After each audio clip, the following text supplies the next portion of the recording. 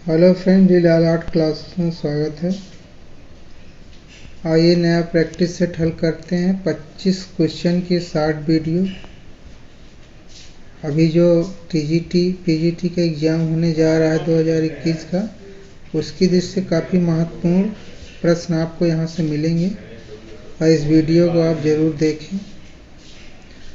पहला क्वेश्चन है ये, भारत की फ्रिडा कोहलो के नाम से कौन प्रसिद्ध है? तो option B Amrita Shergil. B Amrita Shergil को ये टाइटल दी गई है भारत की फ्रिडा कोहलो या फ्रिडा कोहली। अमृता शेरगिल भारत की पहली आधुनिक महिला चित्रकार कही जाती हैं।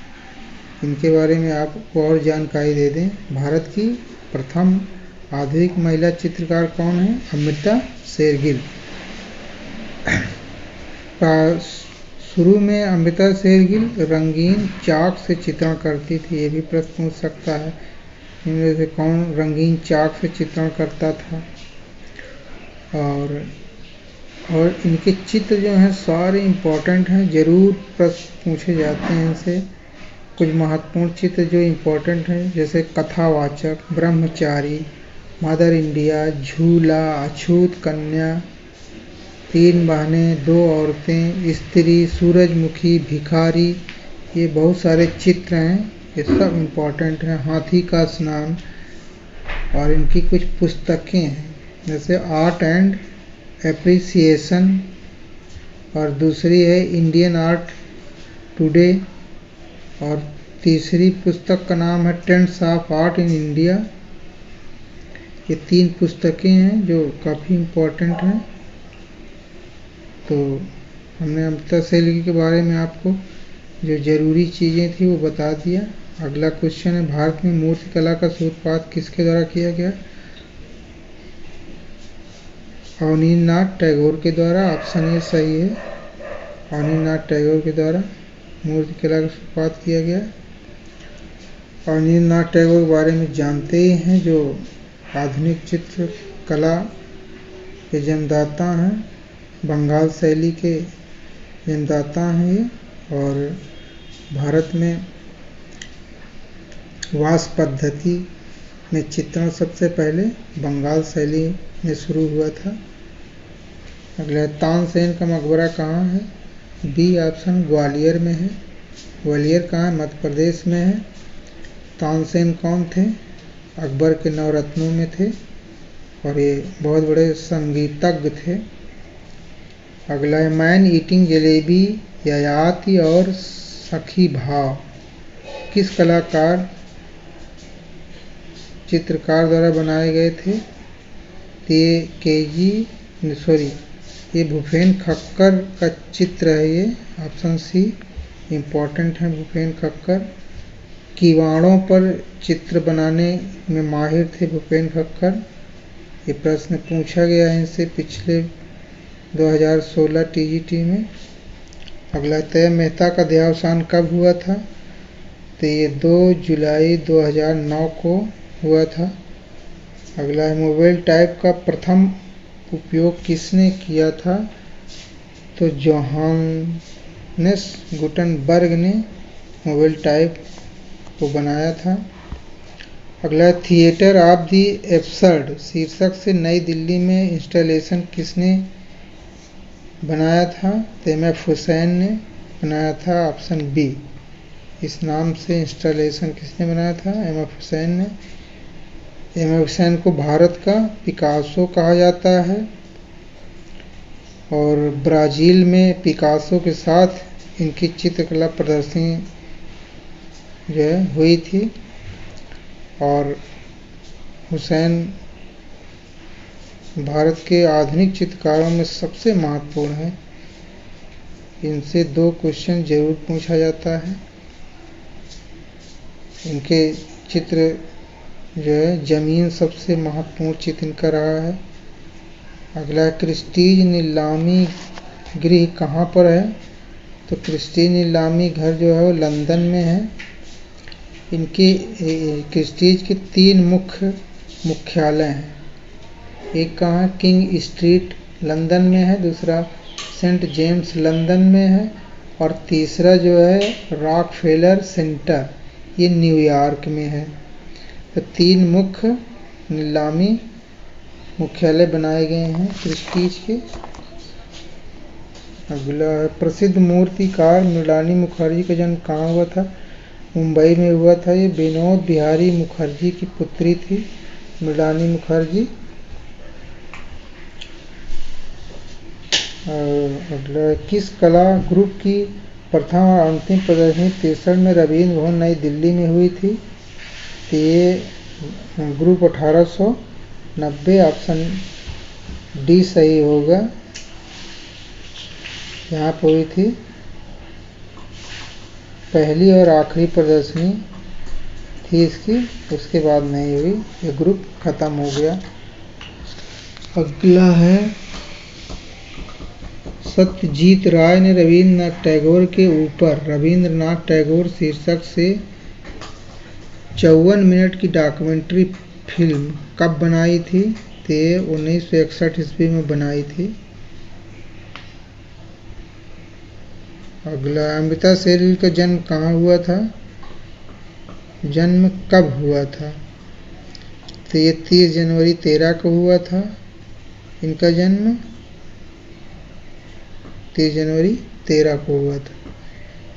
अगला है कलकत्ता गृह स्थापना 43 ईस्वी मूर्तिकार प्रबोध गुप्ता ने की थी। इसमें कुल कितने सदस्य कलाकार थे? तो 8 थे, ऑप्शन बी सही है। 8 कलाकारों ने मिलकर जो है स्थापना किया था। अगला है क्रिस्टीज की नीलामी में रजा की पेंटिंग सौराष्ट्र कितने मूल्य में बिकी थी? तो ये 16.42 करोड़ में बिकी थी रजा की पेंटिंग। इसके पहले गायतोड़े की पेंटिंग का रिकॉर्ड था, लेकिन रजा की पेंटिंग ने उस रिकॉर्ड को तोड़ दिया था। तो नीलामी घर में क्रिस्टी के ये इनकी पेंटिंग बिकी थी। अगला किस कलाकार को भारतीय कला का पैगंबर कहा जाता है? तो यामिनी राय को कहा जाता है भारतीय कला का पैगंबर। और अवनींद्रनाथ टैगोर को क्या कहा जाता है? भारतीय कला का पितामह कहा जाता है।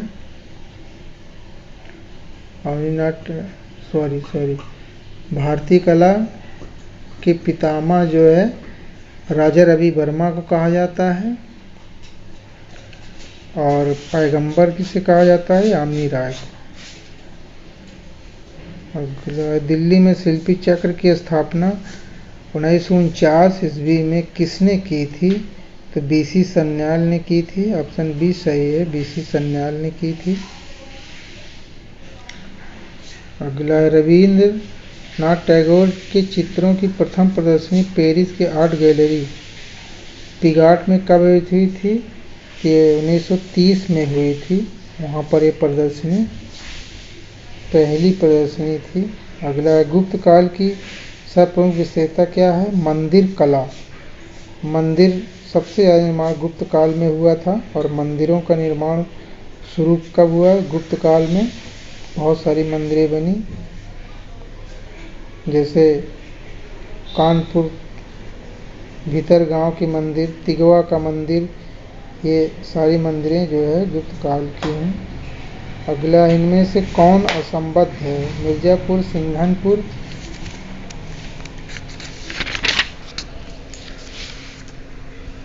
और भीमबेटका। बाघ गुफाएं, बाघ गुफाएं इनमें से भिन्न है, बाकी ये सब क्या है? ये सब जो है प्रागैतिहासिक जो है स्थल हैं, चित्रकला के स्थल हैं। बाघ गुफा उनमें से भिन्न है।